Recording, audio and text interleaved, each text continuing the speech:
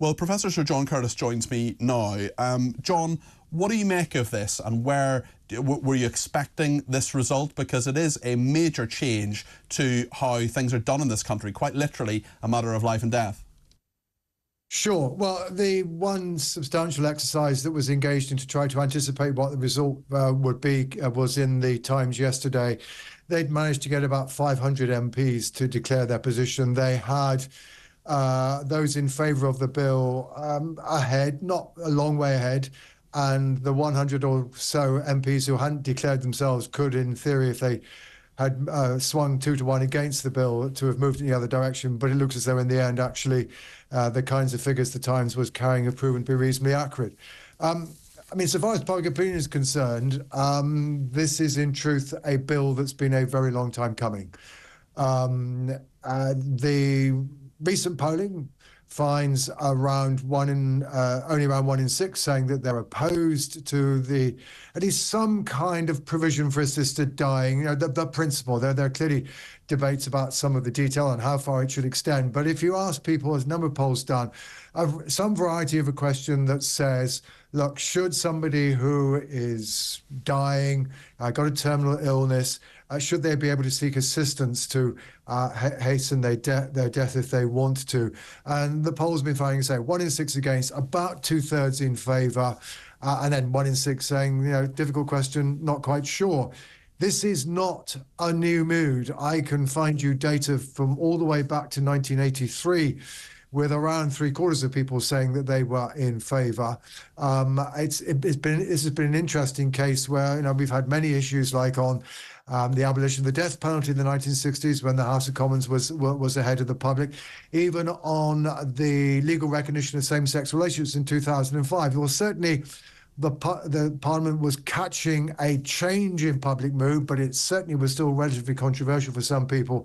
As far as the broader public is concerned, yes, there is a significant debate, but it is a debate where the balance of opinion is actually rather firmly in the direction of changing the law, and certainly the balance is much greater than it is even now in the House of Commons. John, are you surprised by any of the people who have voted for or against this? We see that, unsurprisingly, Keir Starmer voted for it, as did Rachel Reeves, Sure. Rishi Sunak, Jeremy Hunt, Yvette Cooper, Liz Kendall, people like that. Voting against it, Kemi Badenoch, Sir Ed Davey, the leader of the Lib Dems, and Nigel Farage voted against it, the Reform UK leader, Angela Rayner, Wes Streeting, David Lammy, some big hitters there. Obviously this was a free vote, but it did come into at least the penumbra of party politics at times as well during this debate, and Keir Starmer apparently not too happy about that, especially with his Health Secretary, Wes Streeting.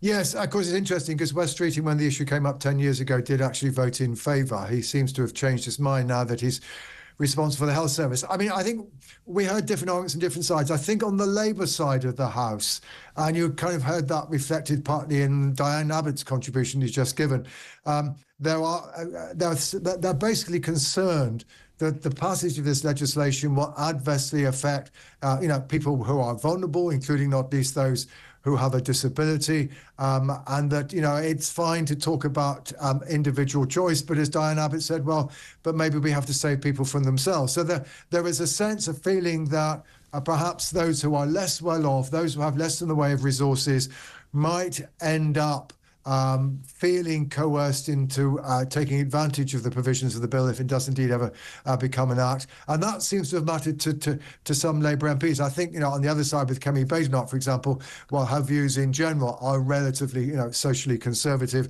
I don't think we should be surprised that she would take a view. But on the other hand, you know, Rishi Sunak clearly is somebody who is perhaps much more willing to allow and is more persuaded by the arguments about individual choice. I mean, there are serious arguments on both sides of this debate, but perhaps different arguments affect MPs from different. And for some, although some of them have not been wanting to acknowledge it, the one group in our society that we know, on balance, are against, and that is those who practice a religion on a regular basis, be that Christianity, Muslim, Hindu, whatever. It's certainly pretty clear that some MPs who are known to have a deeply held faith have perhaps also been disproportionately amongst those who've been against the change in legislation. John, just finally, let me ask you about Louise Haigh, the Transport Secretary. She has been found to have a fraud conviction.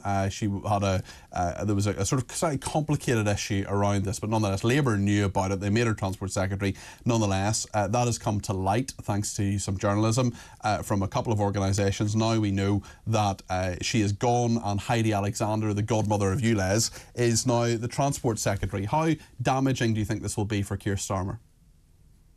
Not particularly, to be honest, Peter. I mean, there is a, one of the problems that Keir Starmer has, and he's made the same mistake as Rishi Sunak made. He's made the same mistake that Tony Blair is, which is on coming into office saying, we are going to promote honesty and trustworthiness, and we're going to be whiter than white, which is Tony Blair's phrase.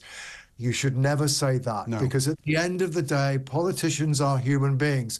More broadly, I mean, I think I would just reflect. I do tend to feel that we have politicians who resign over personal issues to a much greater extent than we do politicians who resign because of policy failure.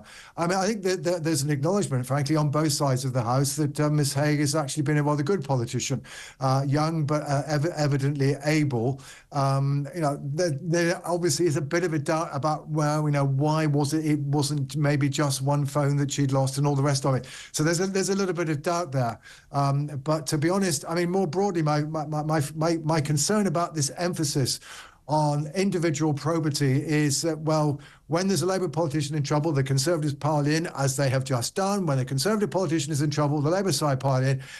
Individually, of course, for those parties, you can see why they're tempted. But for politicians in general, this is not collectively rational.